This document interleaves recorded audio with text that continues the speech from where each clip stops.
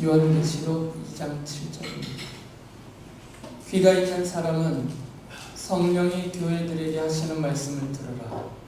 이기는 사람에게는 내가 하나님의 낙원에 있는 생명나무의 열매를 주어서 먹게 하겠다. 요한계시록은 예수 안에서 고난당하고 있는 성도들을 위로하시고 또 격려하시고 소망을 주시기 위해서 성자 하나님이신 예수께서 사도 요한을 시켜서 기록하여 편지로 보내게 한 성경입니다. 그래서 요한계시록을 받아보던 사도 요한 시대 때 아시아의 에베소 교회를 비롯한 7교회뿐만 아니라 또 그들이 이 요한계시록의 내용을 주변 교회, 더 나아가서는 전 세계 모든 교회에게 전달하는 그런 일을 해주어서 지금 이 요한계시록을 받아보는 우리에게까지도 주님께서는 위로와 격려와 소망을 갖게 해주시기를 원하십니다. 그래서 위로하시기 위해서 또 격려하시고 소망을 갖게 하시기 위해서 주님께서는 두 가지를 말씀하세요. 하나는 이 요한계시록에 기록된 예수 그리스도의 계시가 곧 성자 하나님이신 예수님의 말씀이다, 이 사실을 알려주시려고 합니다. 그래서 이 말씀하시는 예수가 누구신지에 대해서 교회와 성도들에게 다시 한번 분명하게 밝혀줍니다. 그리고 또 한 가지 면에서는 고난당하는 성도들을 위로하고 격려하고 소망을 주시기 위해서 교회와 성도들에게 주실 하나님의 복을 약속을 해주십니다. 이 두 가지의 내용을 말씀하세요. 그 내용들을 길게 요한계시록 안에 곳곳에 펼쳐서 말씀을 해주셨기 때문에 그 구절들을 좀 길지만 하나하나 찾아보려고 합니다. 이미 말씀해 드렸듯이 성자 하나님이신 예수께서는 사도 요한에게 요한계시록을 기록하여서 아시아에 있는 7교회에 써서 보내라, 편지로 보내라고 말씀하셨죠. 요한계시록 1장 11절에 그 사실을 기록해 놓으셨습니다. 내가 보는 것을 책에 기록하여 7교회 곧 에베소와 서머나와 버가모와 두아디라와 사데와 빌라델비아와 라오디게아의 교회로 보내라. 말씀드렸듯이 이 7교회는 특정된 그 7개의 교회만을 말하지 않습니다. 주 1세기의 그 현실을 반영해서 사도 요한이 그의 마지막 시절에 가장 힘써서 목회를 하고 돌봤던 에베소 교회와 그 주변에 있는 7개의 교회에 사람 손에 인편으로 보낼 수 있는 가장 가까운, 특히 에베소 교회라는 도시 바로 밑에 있는 밤모섬의 위배된 상태에서 보낼 수 있는 근접된 교회가 7개이기 때문에 이 7교회에게 특정하여 보내게 하셨을 뿐이에요.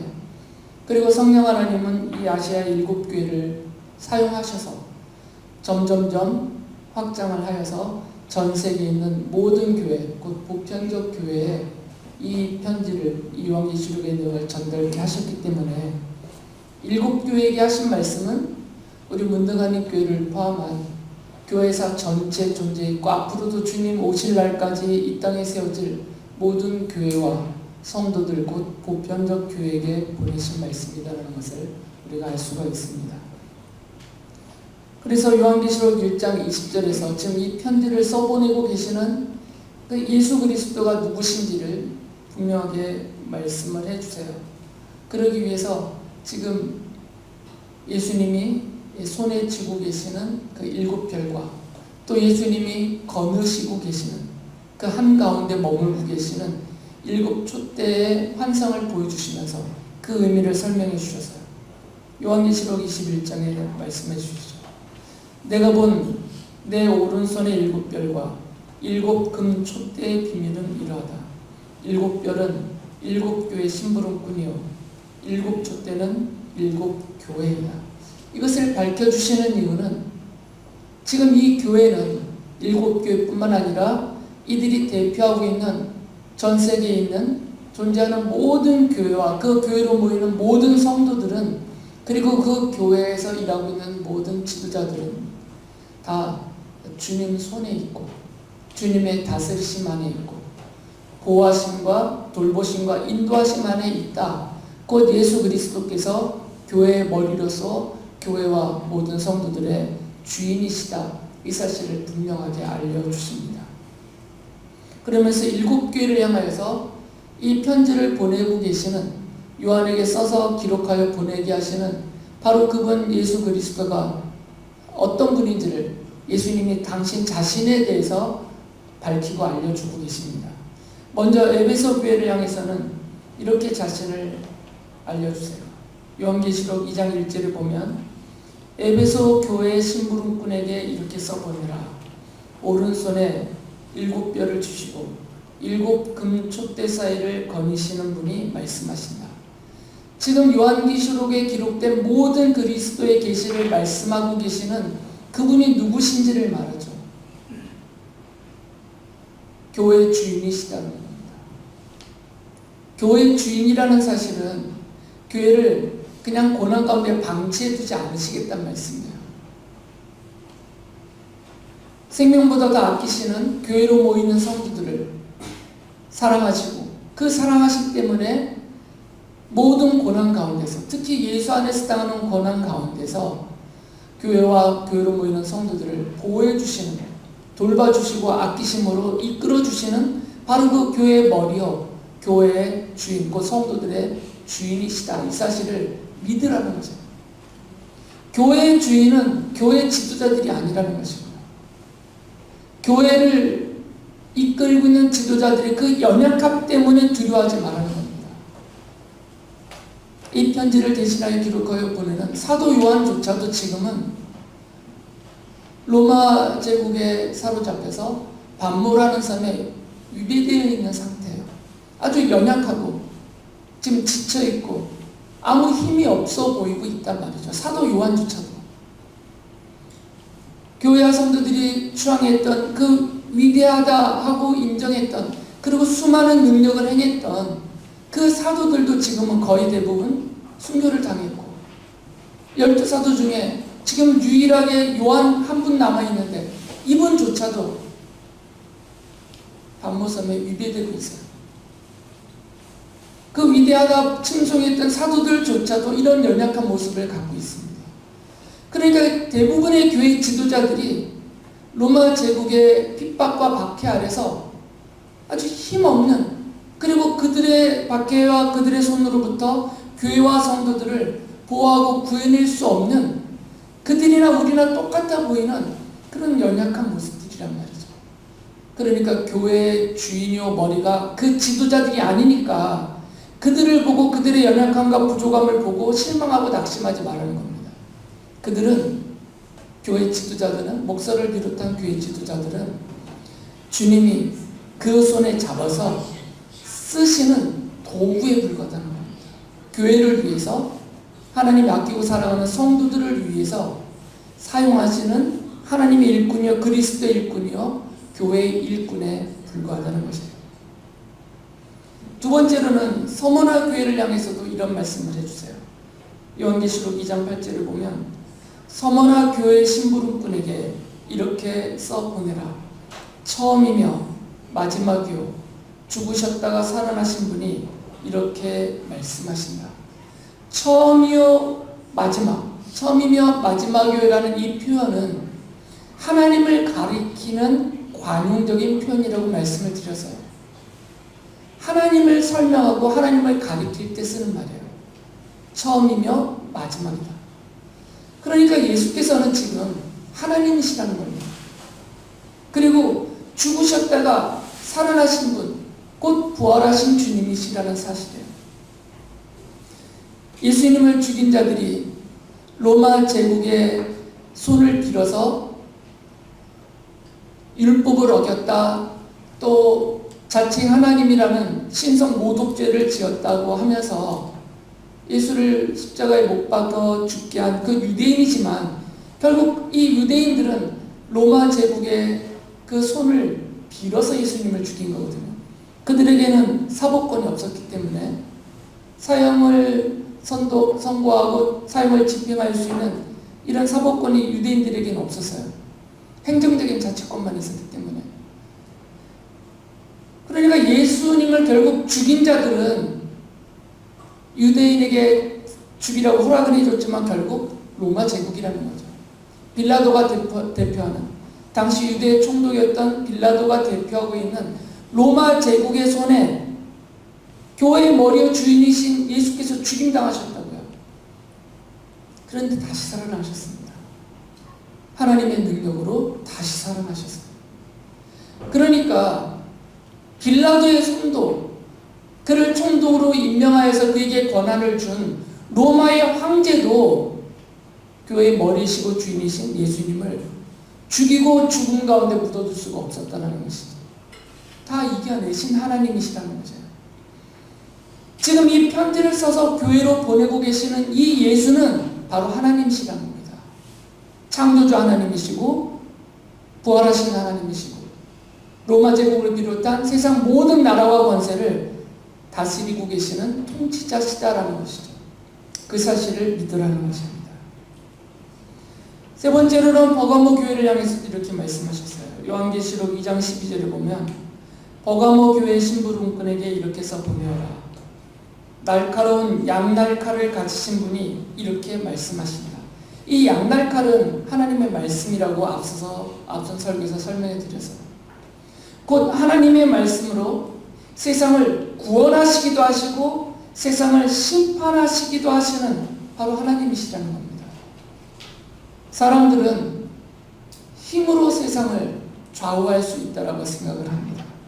그러나 이 세상의 권력과 그 힘으로 좌우할 수 있는 것은 마지막까지도 다스릴 수 있다라고 그들이 생각하고 있는 것은 우리 사람들의 육체에 불과합니다.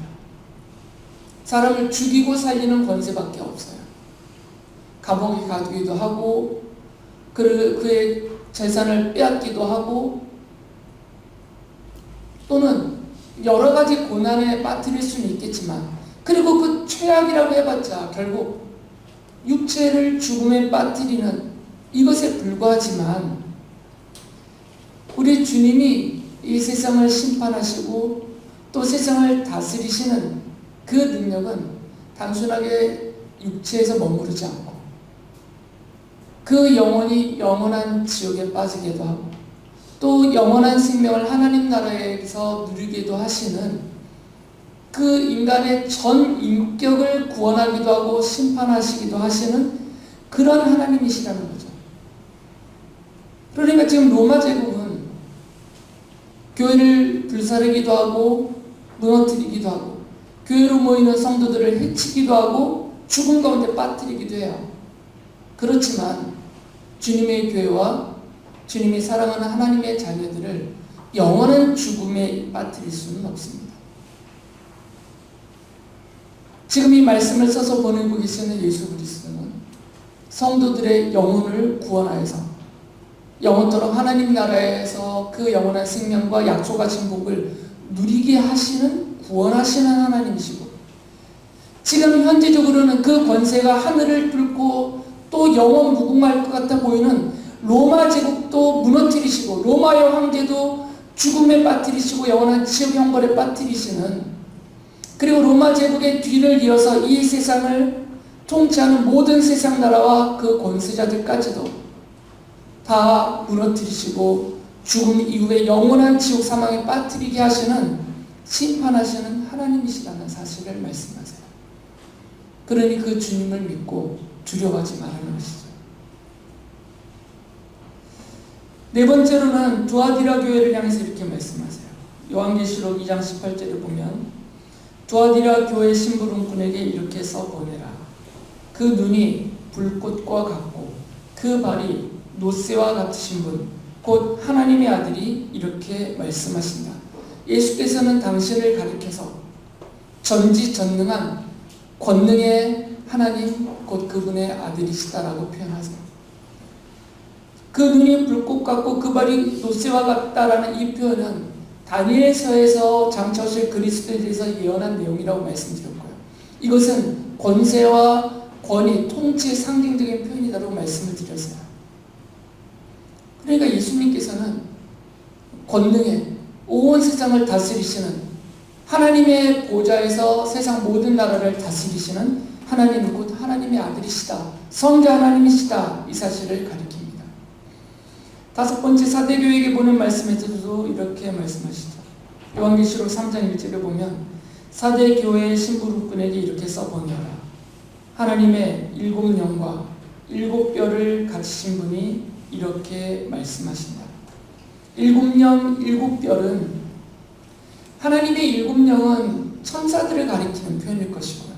그리고 일곱 뼈는 교회 지도자들이라고 해석을 직접 예수님께서 주셨으니까 천사들이든 교회 지도자들이든 하나님이 쓰시는 하나님의 종들, 하나님의 일꾼들을 직접 다스리시고 사용하시는, 그리고 이들을 다스리시고 사용하셔서 교회를 돌보시고 이끄시는 소유자시다.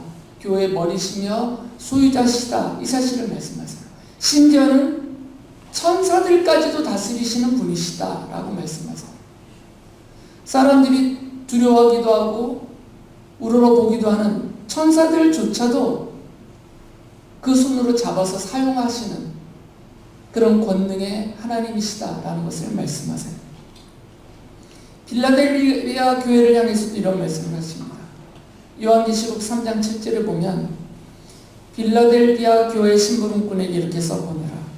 거룩하신 분, 참되신 분, 다윗의 열쇠를 가지고 계신 분, 여시면 닫을 사람이 없고 닫으시면 열 사람이 없는 그분이 말씀하신다.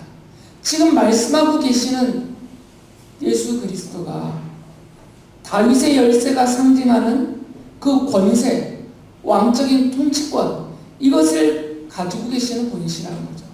그래서 예수께서 닫으시면 아무도 못 열고 예수께서 열으시면 그 열어놓으신 걸 닫을 수 있는 자가 없다라는 것이에요.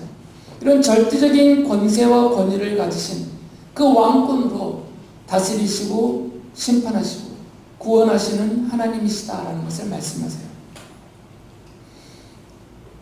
라오디게아 교회를 향해서는 이런 말씀하십니다. 요한계시록 3장 14절에 보면 라오디게아 교회 심부름꾼에게 이렇게 써보내라.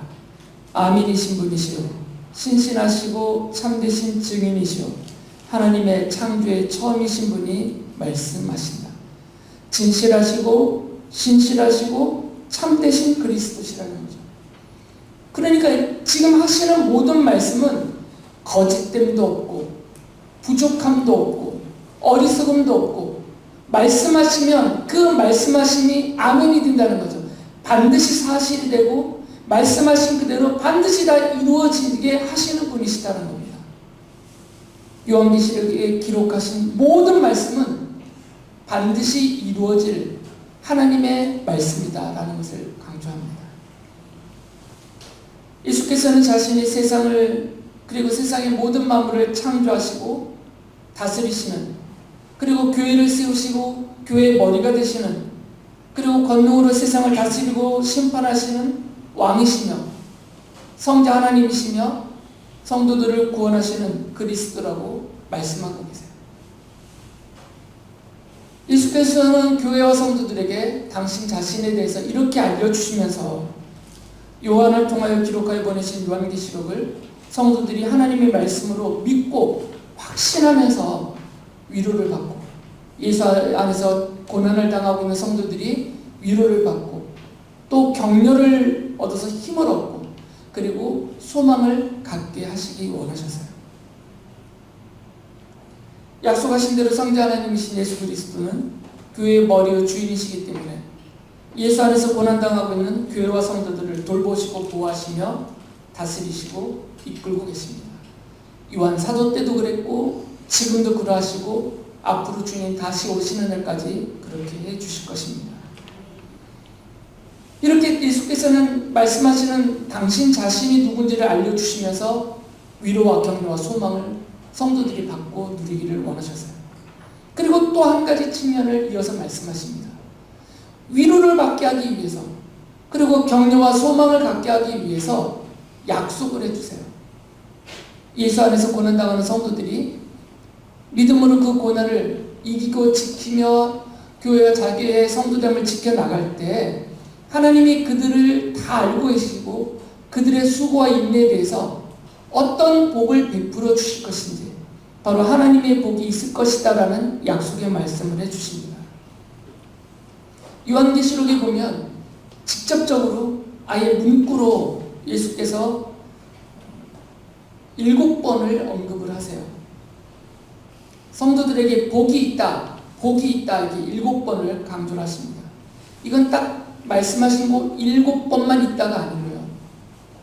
이 7은 유대인들이 갖고 있는 그 수의 개념에서 완전하다, 이 완전하다를 가리키는 의미이기 때문에 전체 부족함이 없이 하나도 빠짐없이 모두 다 완전하다 이것을 강조하기 위해서 7을 강조하거든요. 7수를.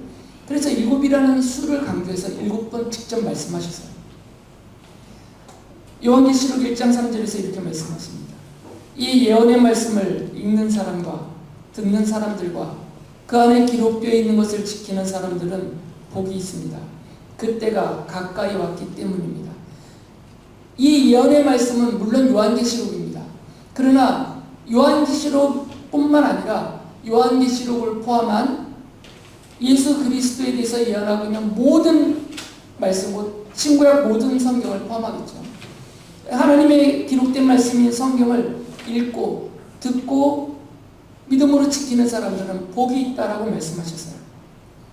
두 번째로는 요한계시록 14장 13절에 보면 나는 또 하늘에서 들려오는 음성을 들었습니다. 기록하여라. 이제부터 주님 안에서 죽는 사람들은 복이 있다. 그러자 성령께서 말씀하셨습니다. 그렇다 그들은 수고를 그치고 쉬게 될 것이다. 그들이 행한 일이 그들을 따라다니기 때문이다. 예수님께서는 믿음으로 살면서 그 믿음으로 살다 보니까 주님 안에서 죽는 사람들, 또 죽음에 이르는 고난을 겪는 사람들은 복이 있다라고 말씀하세요. 세 번째로는 요한계시록 16장 15절에서 말씀하십니다. 보아라, 내가 도둑처럼 올 것이다. 깨어 있어서 자기 옷을 갖추어 입고 벌거벗은 몸으로 돌아다니지 않으며 자기의 부끄러운 데를 남에게 보이지 않는 사람은 복이 있다. 자기 옷을 갖추어 입고 벌거벗은 몸으로 돌아다니지 않고 자기의 부끄러운 데를 보이지 않는다 이 얘기는 다 합치면 성도가 성도답게 살고 있다 그 말이에요. 욕먹지 않고 성도의 이름으로 하나님의 자녀의 이름으로 사람들로부터 조롱과 수치와 비난과 멸시를 당하지 않고 살려고 애를 쓰고 있다 그 말이죠. 그런 성도들은 복이 있다라고 말씀하세요. 네 번째로는 요한계시록 19장 9절에서 이렇게 말씀하십니다. 또 그 천사가 나에게 말하였습니다. 어린 양의 혼인잔치에 초대를 받은 사람은 복이 있다고 기록하여라. 그리고 또 말하였습니다. 이 말씀은 하나님의 참된 말씀이다. 예수께서는 천사들을 시켜서 말씀하시는 거죠. 그리스도의 신부로서 그리스도의 혼인잔치에 초대를 받은 성도들은 복이 있다라고 말씀하세요. 이 자리에 있는 여러분들은 예수 그리스도의 신부로서 그 혼인잔치에 이미 초대받은 사람들이에요. 신부의 자격을 이미 얻은 사람들이란 말이죠. 그래서 복이 있다라는 거죠. 고난 중에 있어도 그 신부의 자격은 추스리지 않기 때문입니다. 다섯 번째는 이건 조금 설명이 필요합니다. 하나님의 자녀가 되었다. 예수님을 믿고 하나님의 자녀가 되었다. 이것은 영적인 죽음. 이것을 성경에서는 첫째 사망이라고 불러요. 첫째 사망인 영적인 죽음에서 부활하였다라고 말해요. 그래서 중생했다는 표현을 써요. 아담이 범죄하고 그 범죄의 결과로 하나님께로부터 그가 받게 된, 그에게 주어지게 된 사망, 죽음은 세 종류가 있습니다. 첫째는 영적인 죽음이에요. 이 영적인 죽음이라는 것은 하나님과 단절되어서 하나님으로부터 공급되어지던 하나님의 생명, 하늘의 생명이 끊겨진 상태예요. 이것을 영적인 죽음이라고 합니다. 그러니까 사람들은 다 육체적인 생명만 갖고 산다라는 거죠. 그 영혼의 생명이 끊어져 버렸기 때문에 영적인 죽음에 빠졌다. 이게 첫 번째 죽음입니다. 예수님을 믿으면 이제 이 영적인 죽음의 상태에서 하나님을 믿고 하나님이 주시는 생명을 얻어서 이미 영원한 생명을 소유했기 때문에 그 잃어버렸던 그 영혼의 생명이 되살아난 것이에요. 그래서 이것을 첫째 부활이라고 성경이 부릅니다. 그리고 두 번째 죽음은 육체의 죽음이야. 이것은 육적인 죽음이라고 말합니다. 그리고 아담이 받은 세 번째 죽음은 육체의 죽음 이후에 빠지는 영원한 죽음이에요. 그래서 두 번째 죽음과 세 번째 죽음은 붙어 있습니다. 성경은 이것을 둘째 사망이라고 불러요.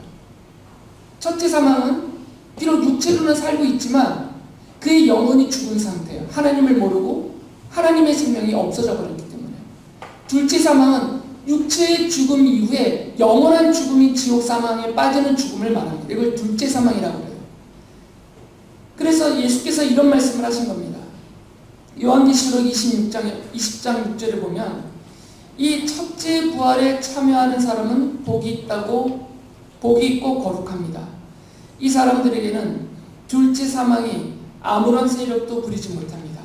이 사람들은 하나님과 그리스도의 제사장이 되어서 1000년 동안 그와 함께 다스릴 것입니다. 그러니까 예수님을 믿는 성도들에게는 첫째 죽음인 영적인 죽음에서 첫 번째 부활, 그 영원히 생명을 얻게 되었을 뿐만 아니라 두 번째 사망인 육체의 죽음 이후에는 영원한 사망, 지옥 사망에 빠지지 않고 하나님 나라에서 영원한 생명을 누리게 되는 둘째 부활에 참여하게 되었다라는 것이죠. 그런 복이 있다는 거죠. 그리고 여섯 번째는 요한계시록 22장 7절에서 말씀하셨어요. 보아라, 내가 곧 오겠다 하신 주님의 말씀을 기억하여라. 이 책에 기록된 예언의 말씀을 지키는 사람들은 복이 있습니다. 다시 한번 반복했죠. 믿음으로 하나님의 말씀, 곧 성경을 믿음으로 지키는 사람들은 복이 있다고 말씀하셨어요. 그 중에서도 특히 내가 다시 오겠다고 하신 주님의 말씀, 예수 그리스도의 이 재림의 약속을 믿고 있는 사람들은 복이 있다는 것이죠. 마지막 일곱 번째는 요한계시록 22장 14절에 기록되어 있습니다. 생명나무에 이르는 권리를 차지하려고 그리고 성문으로 해서 도성에 들어가려고 자기 겉옷을 깨끗이 빠는 사람은 복이 있다. 생명나무는 지금 요한이 환상으로 본 천국, 꼭 하나님 나라 안에 있는 생명나무예요. 그것은 하나님 나라에서 누리는 영원한 생명을 상징적으로 가리키고 있는 것일 뿐이고요. 실제로 나무 한 그루가 서 있다는 게 아닙니다. 그리고 여기서 말하는 성문은, 그리고 그 도성은 요한이 환상으로 본 천국을 요한은 하나님의 도성이라고 불렀어요. 그러니까 천국은 하나님의 도성인 하나님 나라에, 그리고 들어가서 그 나라 안에 있는 영원한 하나님이 주시는 영원한 생명을 차지하려고 자기 겉옷을 깨끗이 빠는 사람이 복이 있다는 거죠. 예수님을 믿고 회개하고 뉘우치면서 그 모든 죄를 용서받은 성도들은 복이 있다라고 말씀하셨어요. 이렇게 7개의 복이 있다를 선언을 하셨습니다. 그리고 예수님께서는 이 7번의 선언을 다시 이 7교에 그대로 적용을 해서 반복을 하세요. 좀 시간이 들지만 걸리겠지만 제가 한번 다시 쭉 살펴보겠습니다. 요한계시록 2장 7절을 보면 에베소 교회를 향해서는 이렇게 약속하세요. 이건 지금 주신 약속입니다. 이기는 사람에게는 내가 하나님의 낙원에 있는 생명나무의 열매를 주어서 얻게 하겠다. 지금 예수 안에서 믿음으로 당하는 그 고난을 이겨내려고 애를 쓰고 있는 성도들에게는 하나님 나라에서 하나님이 주시는 생명나무가 상징하고 있는 영원한 생명을 누리게 주시겠다라고 약속해 주셨어요. 이 약속을 믿고 힘내라는 것이죠. 버가모 교회에게도 이런 약속을 하십니다. 요한계시록 2장 17절 보면 이기는 사람에게는 내가 감춰둔 만나를 주겠고 흰 돌도 주겠다. 그 돌에는 새 이름이 적혀 있는데 그 돌을 받는 사람밖에는 아무도 그것을 알지 못한다. 믿음으로 예수 안에서 당하는 고난을 이기기 위해서 또 이기려고 애를 쓰고 있는 성도들에게는 생명의 양식을 상징하는 하나님이 주시는 만나, 사람으로부터 얻을 수 있는 것도 아니고요. 이 세상으로부터 얻을 수 있는 것이 아닙니다. 우리가 영원토록 살게 해주시는 영원한 생명의 능력을 주는 하나님이 주시는 만나가 있다는 거죠. 곧 하나님이 주시는 생명을 얻어서 그 생명을 누리는 복을 얻게 되겠다고 약속하셨어요. 그리고 받은 사람들만 알 수 있는 이름이 기록되어 있는 그 흰돌을 주시겠다고 하셨어요. 그 돌에는 받아본 사람만 알 수 있는 돌이에요. 그 이름은 거기엔 당연히 두 개의 이름이 써 있을 겁니다.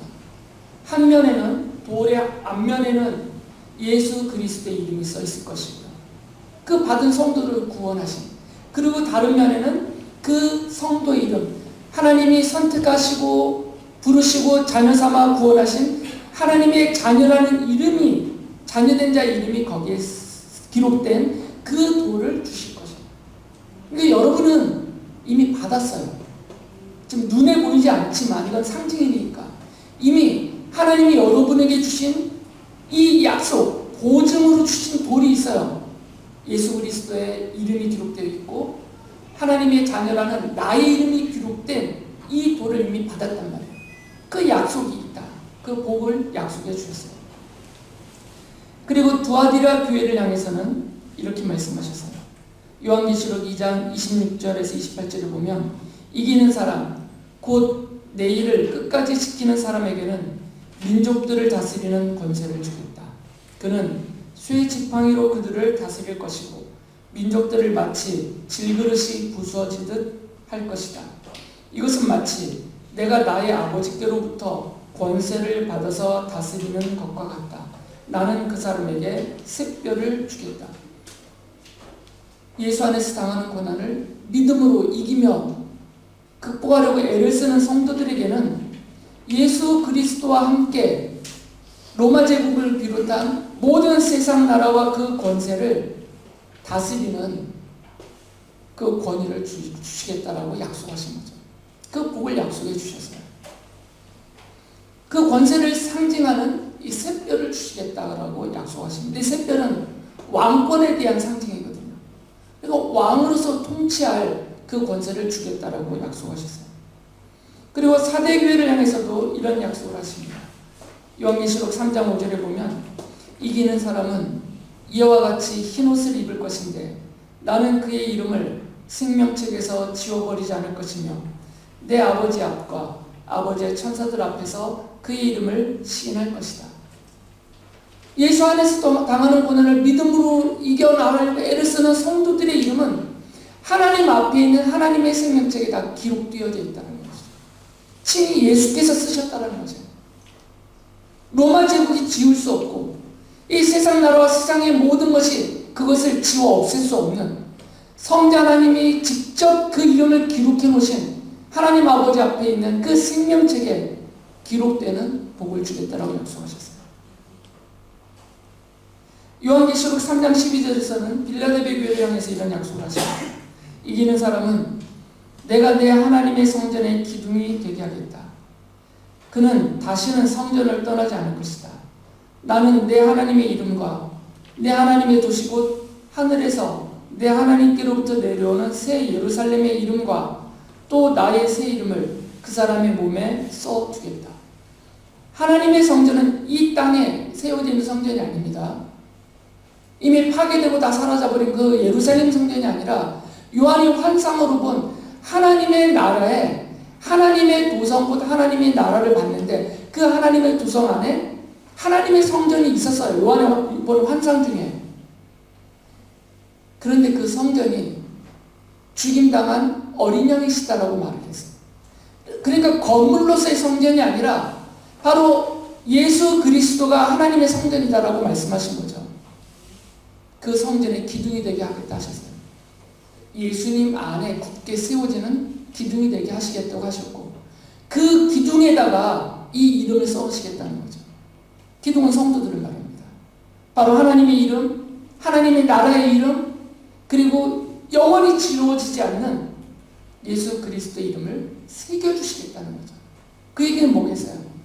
성도들이 하나님의 자녀요. 하나님의 교회요. 그리고 예수 그리스도가 사랑하시는 교회다라는 사실을 강조해 주시는 거죠. 마지막으로 요한계시록 3장 21절에서는 라오디게아 교회를 향해서 이렇게 약속하셨습니다. 이기는 사람은 내가 이긴 뒤에 내 아버지와 함께 아버지의 보좌에 앉는 것과 같이 나와 함께 내 보좌에 앉게 하여 주겠다. 예수 안에서 당하는 고난을 믿음으로 이기는 성도들은 예수 그리스도 곧 성자 하나님이 앉으신 그 보좌에 함께 앉는 영광을 주시겠다는 거죠. 영광을 누리게 해주시겠다는 겁니다. 하나님 나라에서. 그 하나님 나라의 영광을 저 변두리 구석에서 기껏 하나님 나라 올라가서 저 변두리 구석에서 눈치 보고 있는 자가 아니라 그리스도의 보좌에 함께 앉는 것과 같은 그 영광을 누리게 해주겠다고 약속하셨습니다. 교회의 주인이시고 또 모든 성도들의 구세주이신 예수 그리스도는 예수 안에서 당하는 고난을 믿음으로 이기려고 애쓰는 성도들에게 이처럼 하나님 나라의 복을 주겠다고 약속하셨습니다. 성도들은 예수님께서 성자 하나님이시라는 사실과 또 교회의 머리요 주인으로서 교회와 성도들을 돌보고 인도하신다는 이 사실을 믿고 또 직접 약속해 주신 하나님의 복을 소망하면서 지금 예수 안에서 당하는 이 고난을 믿음으로 이기면서 살아가야만 할 것입니다. 아멘.